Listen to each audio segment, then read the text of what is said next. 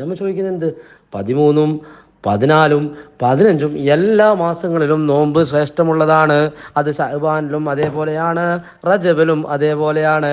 എല്ലാ മാസങ്ങളിലും തുടർച്ചയായി 13, 14, 15 നോമ്പ് നോക്കുന്നവർക്ക് ശഅബാനിലും നോക്കാം. അതല്ലെങ്കിൽ ശഅബാനിലോ റജബിലോ 13, 14 ശ്രേഷ്ഠത ഉണ്ടെന്ന് പറഞ്ഞിട്ട് നോക്കുന്നതിൽ യാതൊരു വിരോധവുമില്ല. റസൂലുള്ള ചെയ്തിട്ടുള്ള കാര്യമാണ്. പക്ഷേ ശഅബാന്റെ 15 പ്രത്യേക ബറാഅത്ത്, 3 പുള്ളറ സുന്നത്ത്, 4 കോയിന്റെ മയ്യത്ത് എന്നൊക്കെ പറഞ്ഞിട്ട് നിങ്ങൾ നോമ്പ് നോക്കുന്നില്ലേ?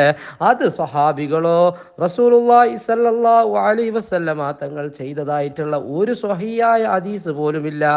അത് നമ്മൾ ജനങ്ങളോട് വിളിച്ച് പറയുന്ന സമയത്ത് ജനങ്ങൾ പറയുന്നു, യാ യാ മുഅ്മിനീങ്ങളെ, മുജാഹിദുകൾ പറയുന്ന വിഷയം കേക്കല്ലേ,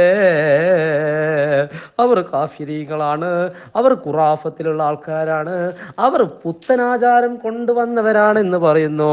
യഥാർത്ഥത്തിൽ ആരാണ് പുത്തനാചാരം കൊണ്ടുവന്നത്? നിങ്ങളാണോ അതല്ലെങ്കിൽ നമ്മളാണോ? നമ്മൾ പറയുന്നുള്ളത് റസൂലുള്ളാഹി സ്വല്ലല്ലാഹു അലൈഹി വസല്ലമ തങ്ങൾ ചെയ്തിട്ടില്ല, സ്വഹാബികൾ ചെയ്തിട്ടില്ല, ത്വാബീങ്ങൾ ചെയ്തിട്ടില്ല, തബീ ത്വാബീങ്ങൾ ചെയ്തിട്ടില്ല. അതുകൊണ്ട് മാത്രമാണ് നമ്മളും ചെയ്യുന്നില്ല.